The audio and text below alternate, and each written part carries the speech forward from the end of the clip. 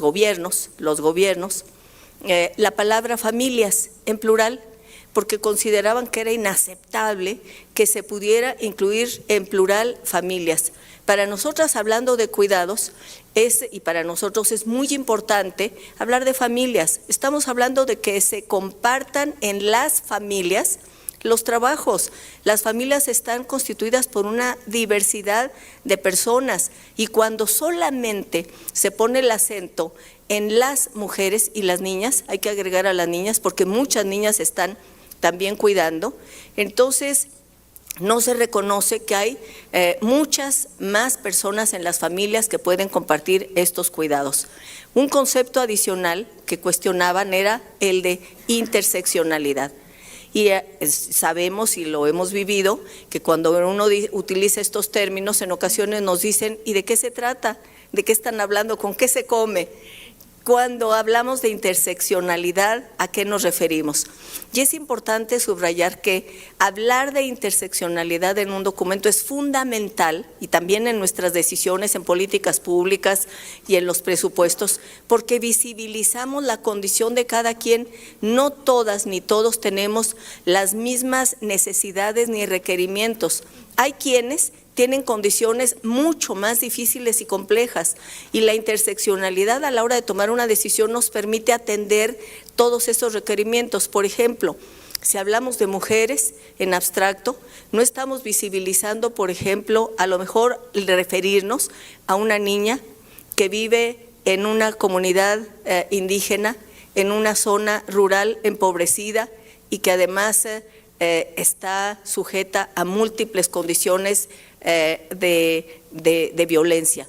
Bueno, la interseccionalidad permite entonces que las políticas públicas, que los presupuestos vayan para cambiar la vida de las personas. Y creo que hoy otra de las cuestiones que están siendo cuestionadas, otro de los grandes debates en el mundo es qué tipo de Estado debemos impulsar. Me parece importante que pongamos en el centro que el Estado cumple una función fundamental y que el Estado puede garantizar el cambio de la vida de las personas con políticas públicas y con presupuestos. Hemos hablado en ocasiones, y yo aquí quiero ponerlo en el centro, de la construcción en México de un estado de bienestar cuidador. Un estado de bienestar cuidador que supere el desgastado concepto de estado de bienestar de finales del siglo XX, pero que ponga en el centro los cuidados como algo fundamental.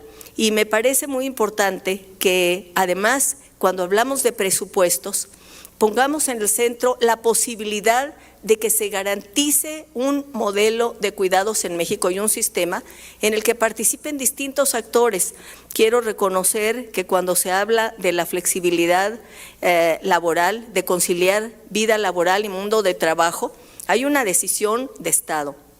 Pero también están participando ahí, deben participar otros actores de la sociedad, por ejemplo, las empresas. El que Nestlé haya estado aquí y que impulse una iniciativa nos habla de la importancia del diálogo con otros actores, que en las empresas, que la iniciativa privada lleguen a la conclusión de que garantizar derechos para los cuidados no solamente garantiza derechos para las personas cuidadoras, sino que genera también una mejor sociedad y un mejor ambiente laboral. Y los sindicatos, que los sindicatos a la hora de la negociación colectiva pongan en el centro, en sus cláusulas, condiciones para que se garanticen los derechos de las personas a cuidar, hombres y mujeres, no solamente las mujeres, me parece muy importante. Y aquí traigo a la memoria una gran batalla que se libró en los Estados Unidos hace ya muchos años, pero que resultó histórica. Ruth Bader Ginsburg, una abogada muy joven en ese momento, tuvo un caso en su despacho. Llegó un hombre mayor, un trabajador, diciéndole que no le permitían en su trabajo faltar, a pesar de que él estaba cuidando a su padre adulto mayor, que estaba enfermo y que requería de sus cuidados, y que el argumento que daban en la empresa era que un hombre no cuida, Un hombre no cuida, pero la familia estaba compuesta solamente por él y por su madre. Y entonces decía, es que yo cuido, necesito la licencia laboral con goce de sueldo. Ella libró una batalla importantísima y finalmente logró, después de argumentos muy consistentes, que se reformara la legislación en los Estados Unidos para que se reconociera el derecho de los trabajadores hombres también a cuidar. Finalmente ella llegó a ser ministra de la Suprema Corte de Justicia de la Nación de Estados Unidos, una de las mujeres feministas más importantes. Tenía una frase que la repito aquí, pero no significa ningún agravio, no quiero que sea vista así, pero decía, a los hombres no les pedimos más que una cosa, que quiten su bota de nuestro cuello. Bueno, eso era radical, como ustedes pueden ver, Ruth Bader Ginsburg, pero esa capacidad, ese impulso de ella fue logrando cambios. Y entonces, ¿de qué se trata? De que pongamos en el centro el compartir los cuidados y que a la hora de los contratos que se negocian por los sindicatos, a la hora en que las empresas plantean la posibilidad de garantizar cuidados y que el Estado avance, también pongamos la posibilidad de que los hombres participen. Y hago énfasis en esto porque uno de los debates que hoy se dan en nuestro país, aún con el gran avance que significa que la Presidenta de la República en su Plan Nacional de Desarrollo exprese el compromiso de avanzar en la creación del sistema de cuidados, la pregunta es cómo hacerlo sin dinero. Y yo creo que efectivamente requiere recursos, pero tenemos otros actores en la sociedad que deben participar y con creatividad debemos impulsar múltiples acciones. Uno es el Estado. Tiene que haber recursos, debe haber recursos, pero otros son las empresas, la iniciativa privada, que con iniciativas como las que aquí se han planteado pueden avanzar. También la sociedad, y yo veo que en algunos lugares se está planteando la creación de cooperativas de cuidados. Por ejemplo, en la Ciudad de México, en algún momento se planteó que podrían empezar cooperativas de cuidados en unidades habitacionales, en Tlatelolco, en El Rosario, en fin, en lugares en donde las propias personas que viven ahí, que se conocen, pueden garantizar cuidados. Tal vez una familia, lo que requiere una mujer, un hombre, es que apoyen con la persona adulto mayor, el abuelo, la persona que está enferma, unas cuantas horas, y las cooperativas de cuidados pueden ser una alternativa. Y en las familias también repartir este trabajo. Es decir, lo que hemos planteado es que el Estado, las empresas, la sociedad y las familias debemos compartir los cuidados. Y creo que si se hace un diseño en el cual participen el Estado y también estos otros actores, entonces podremos avanzar mucho más rápido en materia de cuidados. Porque cuando hablamos de igualdad entre hombres y mujeres, estamos hablando de un concepto importantísimo, integral, que tiene que ver no solamente con la igualdad de derechos políticos. Ya tenemos derechos políticos, ya logramos la paridad, estamos presentes las mujeres en México en gubernaturas, en 13 gubernaturas en el país, hay una presidenta de la República, los congresos, el federal y los estatales son paritarios, mitad hombres, mitad mujeres. Claro, falta avanzar, como se decía aquí, todavía la Jucopo, los espacios de decisión de poder político real, están ausentes las mujeres y tienen que estar, aquí lo han dicho nuestras compañeras, es fundamental que estén, pero hemos avanzado en la paridad política. Falta que vayamos ahora a generar condiciones para que estemos en igualdad de condiciones para poder integrarnos. Y creo que la visión esta que aquí se planteaba por la OIT y por Nestlé, el garantizar, conciliar vida laboral y mundo del trabajo, es un gran reto. ¿Cómo conciliar vida laboral y mundo del trabajo? Y es fundamental, no es solamente una frase, porque como bien se decía aquí, una mujer que trabaja, pero al mismo tiempo de su trabajo asalariado está cuidando, es muy probable que abandone el empleo, y la mayor parte de las mujeres están en un empleo informal porque al mismo tiempo tienen que cuidar y no pueden estar en un trabajo formal porque van a pedir permisos, licencias para cuidar. Y entonces requerimos que la conciliación entre vida laboral y vida familiar y mundo del trabajo signifique medidas específicas para que haya licencias parentales, no solamente para las mujeres, sino también para los hombres. En la Ciudad de México hubo hace poco una experiencia muy interesante. Se planteó la necesidad de hacer una norma para las personas trabajadoras del gobierno de la Ciudad de México para estas licencias parentales. Y se garantizaba licencias también para los hombres, para cuidados. Resultó muy interesante que quienes más solicitaban las licencias parentales para cuidar en la familia eran los policías de la Ciudad de México.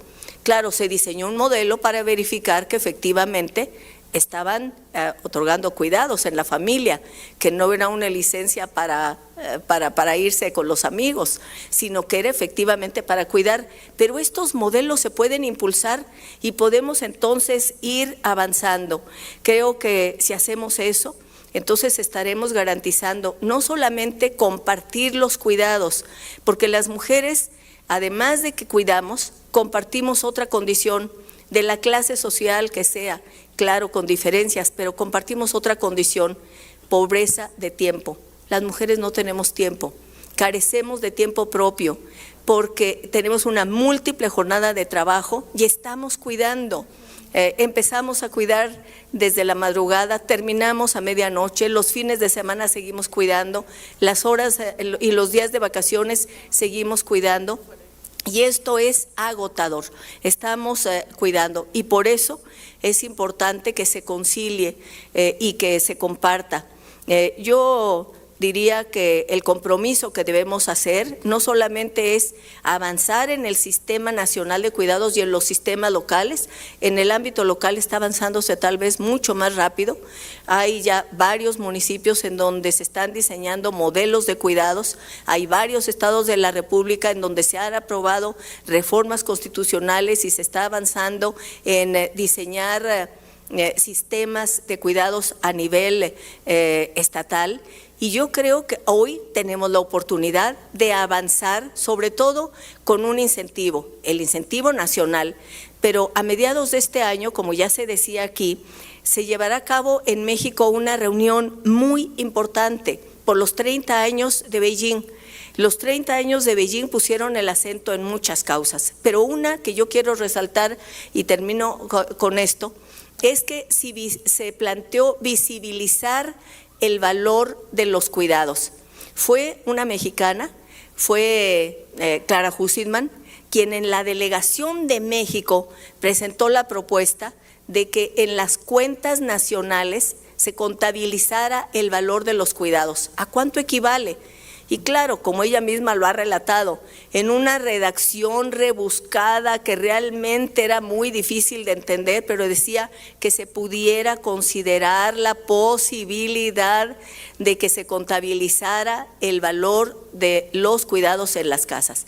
Bueno, finalmente se aprobó y en México se contabiliza. Ya se decía aquí, los cuidados, las tareas del hogar equivalen al 26% del Producto Interno Bruto. Y entonces reconocer el valor de los cuidados, lo que significan en valor económico, redistribuir y repartir los cuidados, son varias de las R's que el movimiento de mujeres ha puesto en el centro.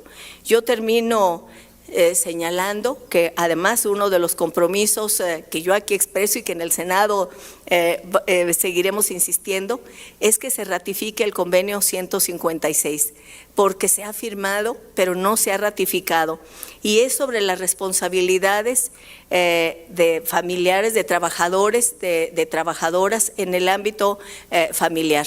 Y creo que es muy importante que vaya emparejado lo que hoy está planteando la Presidenta de la República, lo que se hace aquí en la Cámara de Diputados y nuestro compromiso con los convenios y las convenciones que México suscribe, pero que necesita ratificar. Es decir, que hagamos un diseño y seguramente podremos trabajar conjuntamente Cámara de Diputados y Senado de la República para ir haciendo una ruta de acción, qué iniciativas de ley, qué en materia de presupuestos, qué convenios faltan por ratificar, es decir, una ruta que permita que para agosto lleguemos con un resultado muy positivo y que vayamos conjuntamente cumpliendo cada quien con nuestra responsabilidad.